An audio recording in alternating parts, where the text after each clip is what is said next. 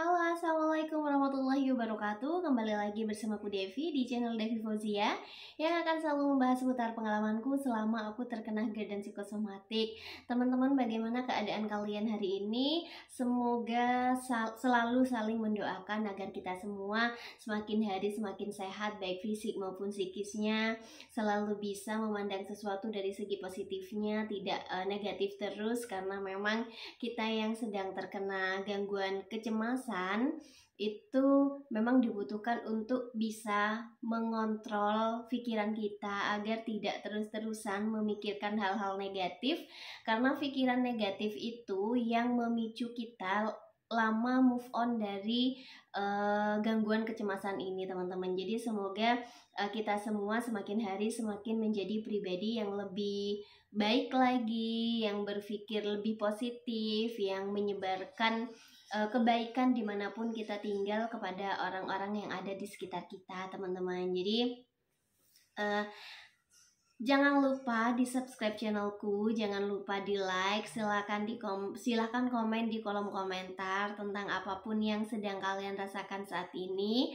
Insya Allah aku akan balas semua komentar dari kalian, teman-teman. Jadi semoga sedikit membantu kalian agar merasa punya temen sharing, karena apapun yang kalian sharingkan di sana aku bisa relate dengan itu semua, karena dulu aku juga pernah merasakan itu semua, teman-teman. Jadi tidak hanya kalian, masih banyak teman-teman kita di luar sana yang juga mengalami gangguan ini, gangguan cemas yang berlebih, gangguan panik yang berlebih, serta berbarengan dengan gangguan pencernaan. Jadi jangan khawatir, jangan takut kalau ini akan bertahan selamanya di tubuh kalian. Jangan berpikir bahwa kalian tidak akan bisa move on dari gangguan ini ya. Kalau kita masih mau berusaha, kita masih mau berdoa, mau mendengarkan orang-orang di sekitar, mau mendengarkan orang-orang yang berhasil berjuang melawan gangguan ini, dan kalian mau melakukan itu semua, maka insya Allah kalian juga akan sama sepertiku, seperti teman-teman yang lain, yang pada akhirnya kita bisa move on juga dari yang namanya GERD dan psikosomatik. Jadi jangan terlalu takut, jangan terlalu berpikiran jauh ke depan, maksudku berpikiran negatif tentang hal-hal yang belum terjadi, karena biasanya itu yang memperparah kondisi kita dan menghambat kita untuk bisa move on dari yang namanya gangguan kecemasan dan gangguan pencernaan. Sudah banyak tips-tips yang aku bagikan ke kalian, mulai dari makanan-makanan yang aku makan selama aku terkena GERD dan psikosomatik di awal-awal, terus gimana caraku kayak ngontrol pikiran negatif yang datang dan sedikit bisa merubahnya ke pikiran-pikiran positif, terus apa yang aku lakukan ketika aku terkena serangan panik, terus masih banyak hal lain nih yang aku telah sharingkan. Jadi silakan ditonton kembali video-videoku, semoga itu semua cukup membantu teman-teman untuk lebih rileks lagi, untuk tidak terlalu khawatir dan tidak terlalu cemas lagi, karena aku yakin kalian juga akan menemukan jalan kesembuhan. Mungkin kalian sekarang lagi berproses dulu, tapi yakinlah di setiap proses yang kalian jalani pasti ada hal baik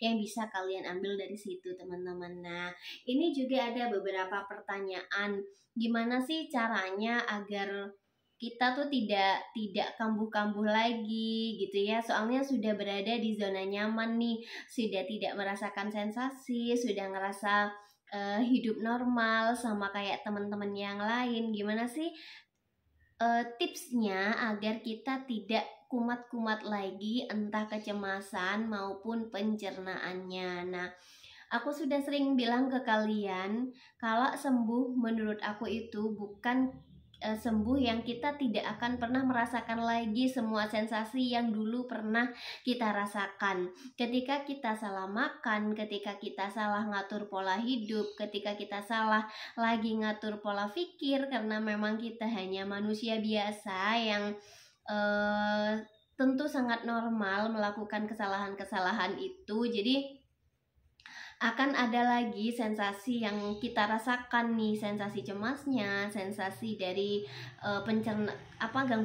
gangguan pencernaannya, asam lambungnya yang naik gitu ya. Cuma bedanya ketika kita sudah tahu ilmunya, ketika kita sudah paham tentang hal ini, maka tidak akan terlalu lama untuk memulihkan itu semua, tidak akan terpuruk seperti dulu lagi, karena kita sudah tahu penyebabnya dan kita sudah tahu apa yang harus kita lakukan agar sensasi-sensasi itu hilang, tidak stay selamanya di tubuh kita gitu teman-teman. Jadi ada beberapa tips yang kalau aku ingat setiap harinya gitu ya, ini yang aku lakukan gitu teman-teman, agar tidak merasakan lagi sensasi-sensasi tidak enak yang dulu kita rasakan. Yang pertama, karena memang kita pencernaannya sudah terganggu, jadi ketika kita salah makan maka pasti akan ada sensasi lagi. Jadi yang pertama memang harus konsisten menjaga pola makan. Aku sampai sekarang ya, kayak kopi-kopian aku tidak berani nyoba meskipun hanya icip, karena memang setrauma itu sama kopi. Jadi tidak pernah sampai sekarang belum pernah nyoba kopi. Dan mengurangi makanan-makanan yang mengandung minyak seperti gorengan atau jadi sampai sekarang aku masih mengurangi makanan-makanan yang banyak mengandung minyak atau makanan-makanan yang banyak mengandung lemak seperti yang bersantan-santan. Yang bersantan aku bener-bener ngurangi. Jadi makan makanan gorengan tuh yang digoreng di rumah, atau kalau lagi pengen banget beli gorengan cukup makan satu. Terus pedes-pedes juga tidak terlalu makan pedes sama seperti sebelum aku terkena GERD dulu. Jadi sekarang lebih ngurangin pedes-pedesnya juga. Minuman-minuman yang kecut-kecut itu aku hampir tidak minum, kayak minuman yang mengandung vitamin C gitu.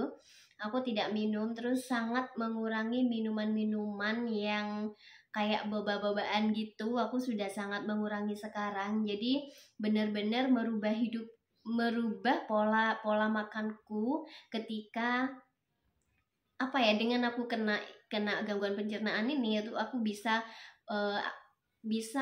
mengatur pola makan lebih sehat daripada sebelumnya.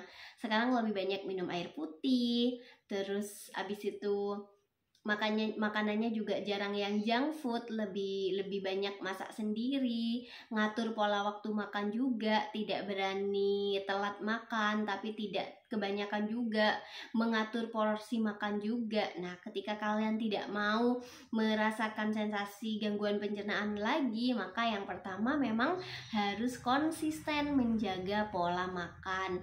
Tapi kadang sesekali pengen gitu ya, pengen cheating gitu, boleh, nggak apa-apa. Tapi selain mengatur pola makan, yang kedua adalah mengatur pola waktu makan. Aku sudah bilang tadi ke kalian kalau tidak hanya pola makannya nih yang kita ganti menu makanannya, tapi pola waktu makannya juga. Kalau dulu makannya semrawut, sekarang lebih diatur lagi. Kalau tiga kali sehari, ya sudah tiap hari makannya 3 kali gitu teman-teman.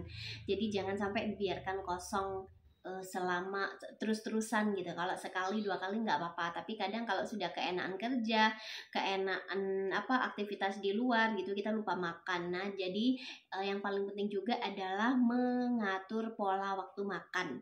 Selanjutnya adalah tetap konsisten menjaga pola hidup. Jadi karena kita sudah ngerasa enak, sudah tidak ada sensasi yang dirasakan, jadi pola hidupnya kembali ke pengaturan awal yang dulu, yang tidak istirahat dengan semestinya, terus sering begadangan, sering rebahan tanpa olahraga gitu ya. Tapi kalau aku olahraganya kayak lari-lari kecil di rumah gitu aja, yang pokoknya mengeluarkan keringat aja teman-teman. Tapi kalau kalian bisa misalnya pergi ke tempat gym atau ke sanggar senam itu mungkin lebih baik ya, lebih terarah gitu, soalnya ada instrukturnya gitu. Jangan lupa kayak seminggu sekali tuh diusahakan, seminggu maksimal minimal 3 kali tuh diusahakan olahraga, tidurnya yang teratur. Jadi jangan keenaan ketika sudah berada di zona nyaman, tidak merasakan sensasi, pola hidupnya kembali ke pola waktu yang dulu sebelum terkena GERD dan psikosomatik, jadi amburadul lagi gitu teman-teman. Selanjutnya yang paling penting adalah menjaga pola pikir. Bukan berarti orang yang mengalami gangguan kecemasan itu tidak boleh banyak pikiran, tidak boleh stres, tidak boleh ada masalah. Memang ada yang seperti itu kan, tidak ada. Jadi kita hidup di dunia ini kan dengan masalahnya masing-masing gitu. Tapi yang lebih diperhatikan adalah lebih diperhatikan adalah bagaimana cara kita menyikapi masalah yang sedang kita hadapi gitu teman-teman. Kalau dulu kan terutama aku pribadi ya, dulu aku ketika ada masalah tuh yang difikirkan tuh negatifnya dulu, difikirkan terus-terusan ya. Jadi itu selama bertahun-tahun aku lakukan hingga pada akhirnya aku terkena gangguan cemas dan berakibat pada psikosomatik, ada gangguan fisiknya daripada kecemasan yang sedang aku pikirkan gitu teman-teman.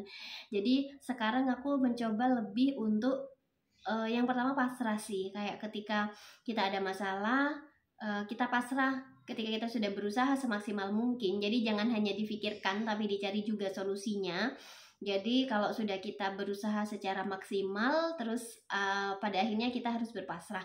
Apapun yang sedang Allah berikan kepada kita, cobaan sekecil apapun, maka aku yakin akan ada hal baik dari situ teman-teman. Jadi itu ya, jika kalian tidak mau merasakan sensasi-sensasi yang dulu pernah kalian rasakan, sekarang sudah berada di zona nyaman, dan kalian aku tidak mau lagi merasakan hal-hal itu. Gimana sih caranya agar aku tidak ngerasain sensasi-sensasi yang dulu gitu, agar tidak terlalu cemas dan gangguan pencernaannya tuh tidak datang lagi gitu ya.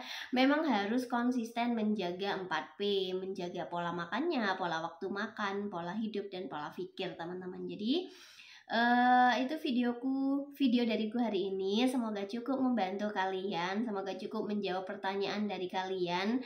Apapun yang sedang kalian rasakan saat ini, silahkan komen di kolom komentar. Terima kasih atas perhatiannya. Jangan lupa terus dukung aku dengan cara kalian subscribe, like, serta share ke teman-teman kalian. Siapa tahu mereka sedang mengalami hal yang sama, tetapi karena tidak minim ilmunya, jadi mereka tidak tahu bahwa sebenarnya mereka sedang baik-baik saja gitu teman-teman. Jadi terima kasih. Wassalamualaikum warahmatullahi wabarakatuh.